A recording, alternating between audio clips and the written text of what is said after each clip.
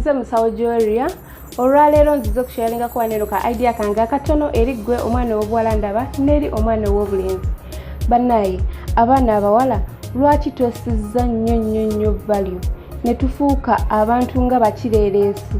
n'ofuuka omuntu buli omu ne tufuuka ekyokusekererwa mu nsi so nga ate ffe twandibadde tukwatirira ensi ffe twandibadde tuwumbawumba bano abalenzi ffe twandibadde tuwumbawumba bakireereesi bonna naye twesizza nnyo omuwendo gwaffe twesudde tukola gwannaggamba like we do like as if we don't care. Tomanyi okola kyokola kuyitawo mu lunaku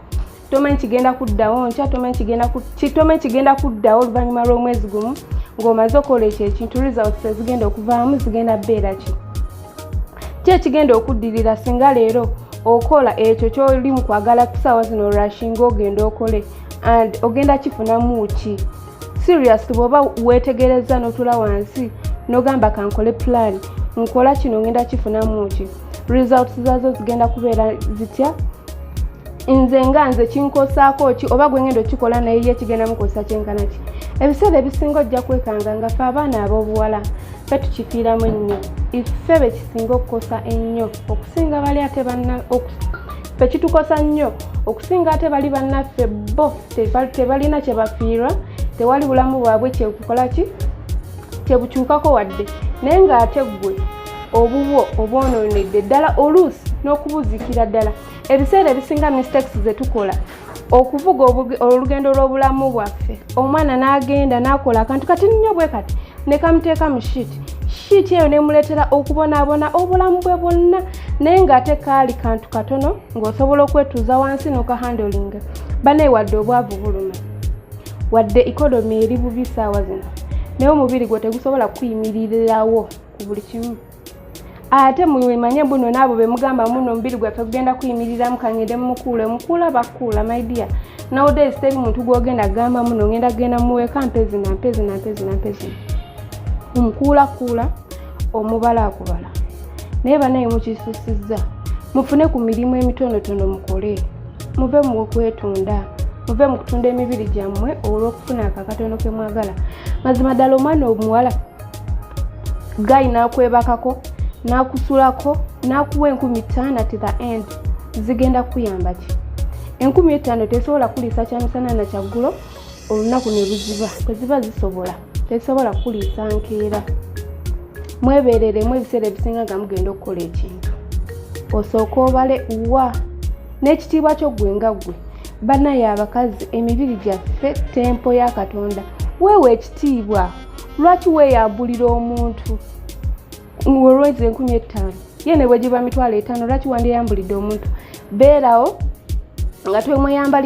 tomweyambulidde ajja kusigala akuwa ekitiibwa nga nawe omuwa ekitiibwa bw'anaaba akwagadde ng'akulabamu ebyo ebisanirizo bye yandyetaaze okuteeka mu mukyala we abubeerere ewaka abeere maama w'abaana naye abe afuke taata w'abaana ajja kusitula mu ngeri y'obuvunaanyizibwa akuteeka ewuwe mukole ekyo kye mwandibadde mukola okusinga okwewegula okugenda nga weebaka noono n'oli ne weebaka noono leero n'akuwayo 5 ne weebaka n'oli leero n'akuwayo 3 obwiki nti agenda zikuwa abamu temukozesa na zi family planning mugenda kumira zi emergency wano waliwo omusawo ono ku TikTok buli ssaawa abeera atubuulira emergency omulimu gwazo erina kuteekingibwa once a month ekinene ennyo twice naye ng'ate terina kubeera family planning method naye abamu bubayinudde nnyo ogenda obeere ne gaya ku 5,000 ozigulemu zonna kati gwoba osigaliddewo ofunyemu ki obwiki kana akantu koomize kagenda yes kuwonya ekyobutafuna lubuto naye tekagemedde butafuna sirimu bw'oba akozesezza condom fine naye kagenda kusigala kakola ki kiku affectinga gwe ekisooka ogenda kubeera tochadi mu birowoozo byo nti okoze ekintu okikoze fine okikoze ku ssaawa eyo kiwedde kigenze naye obadde tokyagadde ogenda beera tochadi mu bwongo obwo so nga temunnaba kwewaayo banaye nga tonnaba kwewaayo ku last minute gamba muno ngende ekikola ekigwe musooke mubeeremu n'endowooza ey'okubiri mubeere ne second thoughts nga tonnaba kwewaayo wenna completely kuggweramu mu kintu at least tuula beera n'essenga omutima gwo beera n'essenge mu katima gwo